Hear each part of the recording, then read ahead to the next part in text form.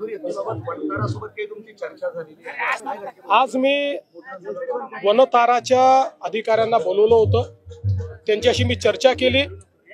त्या चर्चेमध्ये त्यांनी हे सांगितलं की आम्हाला त्या हत्तीवर हक्क सांगायची कुठली इच्छा नाही, आम्हाला कोर्टाने आदेश दिल्यामुळे आम्ही हे सगळं केलंय।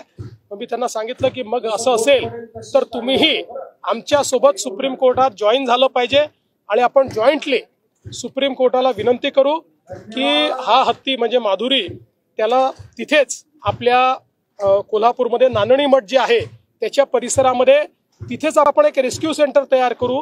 हाय पॉवर कमिटीने ज्या प्रकारचे निर्देश दिले आहेत त्या निर्देशानुरूप सर्व प्रकारच्या सोयी तिथेच करू आणि तिथेच तो हत्ती आपण आणू अशी आम्ही मागणी करतो आणि तुम्ही त्याला समर्थन द्या।